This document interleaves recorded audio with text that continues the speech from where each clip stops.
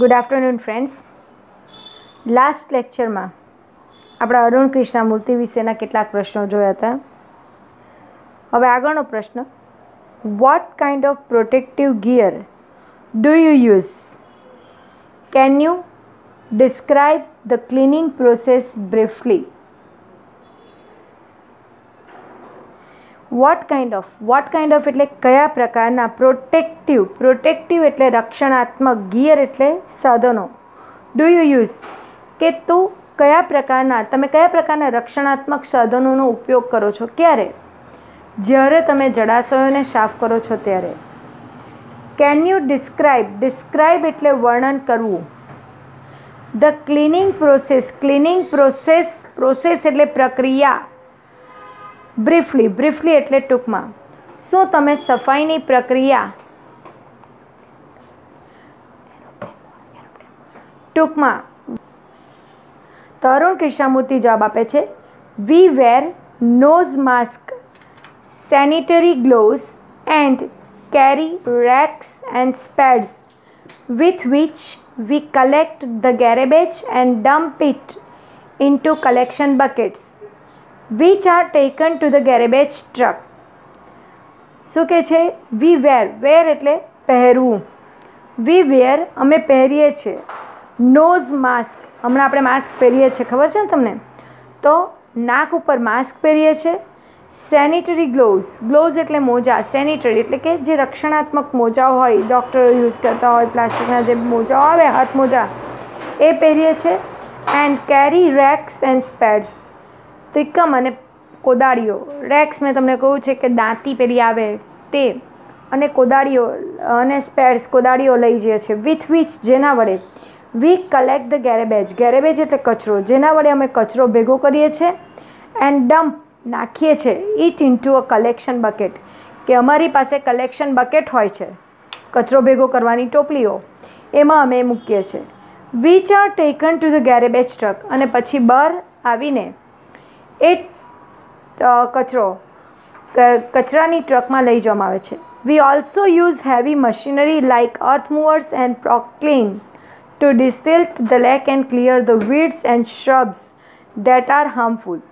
અમે મોટી મશીનરીઓ જેવી કે અર્થ મૂવર્સ એટલે કે જેસીબી મશીન જેવું, પોક્લેન શાના માટે? ટુ ડિસિલ્ટ ધ લેક, પેલા જળાશયને કચરાવિહીન કરવા માટે. એન્ડ ક્લિયર ધ વીડ્સ એટલે નીંદણ. એન્ડ શ્રબ એક જાતના છોડ, ધેટ આર હાર્મફુલ, કે જળાશયોમાં પેલું લીલ જેવી થાય છે અને શ્રબ છોડવાઓ થાય છે, એને અમે કાઢી નાખીએ છીએ. આગળનો સવાલ, what in your opinion can children and young adults do for the environment? What could be a small beginning by all of us in terms of protecting the environment?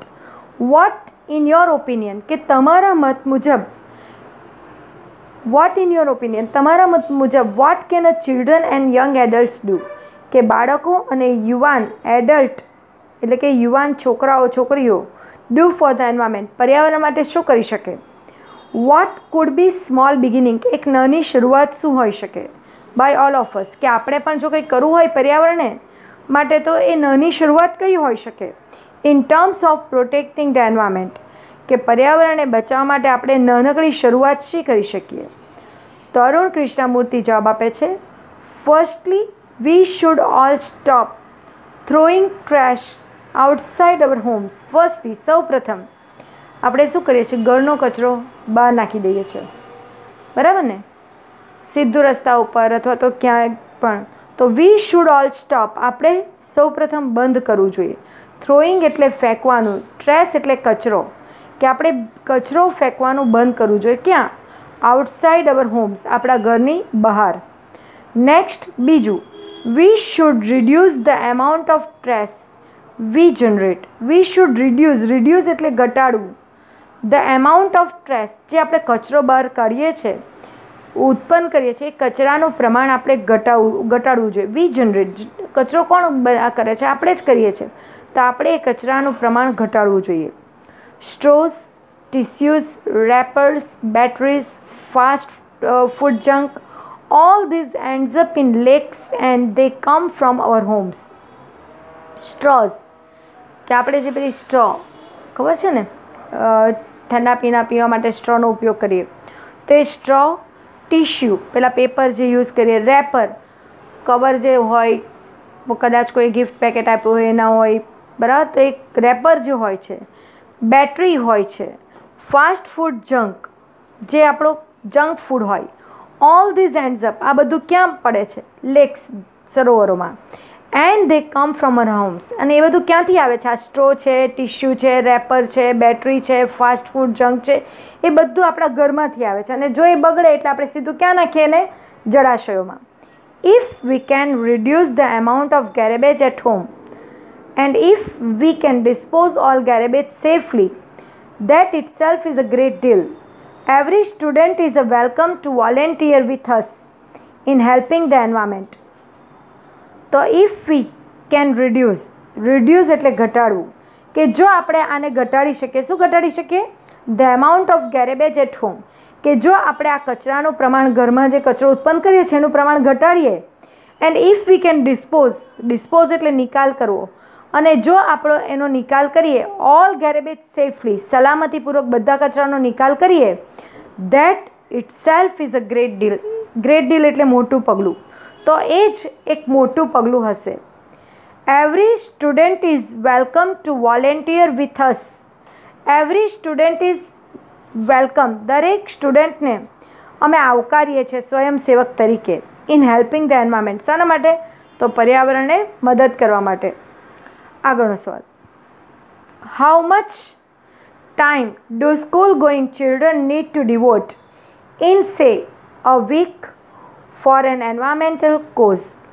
How much time, કેટલો સમય, do school going children need to devote એટલે સમર્પિત કરવો અથવા આપવો, કે સ્કૂલે જતા બાળકોએ પર્યાવરણ માટે કેટલો સમય આપવો જોઈએ? એક અઠવાડિયામાં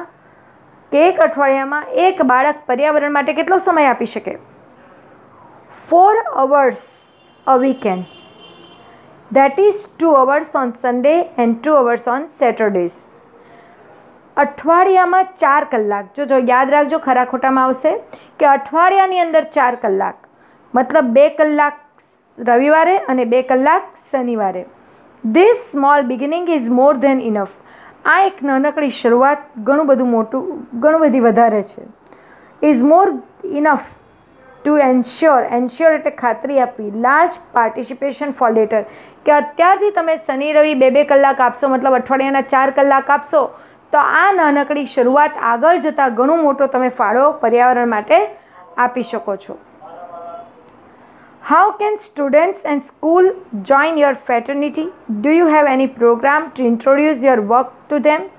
તો કોઈ પણ બાળક કે કોઈ શાળા તમારી આ સંસ્થામાં કેવી રીતે જોડાઈ શકે? શું તમારી પાસે કોઈ એવા પ્રોગ્રામ છે કે જેથી તમારું કામ તમે એને બતાવી શકો? Yes, we offer fellowship to interested student. હા, ફેલોશિપ અમે મેમ્બરશિપ આપીએ છીએ જે વિદ્યાર્થીઓને ઇન્ટરેસ્ટ હોય એને. Our program looks at young animal lovers, young wildlife photographers, filmmakers, theatre artists and scientific researchers. We give them training in this area and get them actively involved in all our work. હા, અમારા programme કોને શોધે છે? તો યુવા પ્રાણી પ્રેમીઓને, young wildlife photographer, યુવાન વન્ય પ્રાણીઓના ફોટોગ્રાફરોને, ફિલ્મ મેકર કે કોઈક વન્ય પ્રાણીઓના જીવન પર ફિલ્મ બતાવતો હોય એને શોધે છે, થિયેટર આર્ટિસ્ટ કોઈ કલાકારોને શોધીએ છીએ, સાયન્ટિફિક રિસર્ચર વૈજ્ઞાનિક સંશોધનોને અમે શોધીએ છીએ.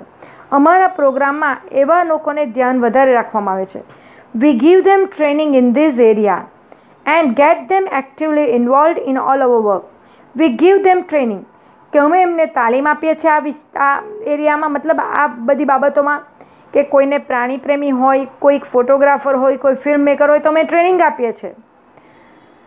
અને જેથી ગેટ ધેમ એક્ટિવલી ઇન્વોલ્વડ, અને એક્ટિવલી એટલે સક્રિયપણે, કે જેથી એ લોકો સક્રિયપણે અમારી આ કાર્ય સાથે જોડાઈ શકે. Our youngest volunteer is in class 3, અને અમારો નાનામાં નાનો વોલેન્ટિયર એ 3જા ધોરણમાં ભણે છે. ફ્રેન્ડ્સ, અહીંયા સાથે આ પાઠ પૂરો થાય છે. હવે પછી હું એની એક શોર્ટ નોટ તમને કરાવી દઉં છું જે તમારે નોટમાં લખવાની છે અને મોડે કરવાની છે.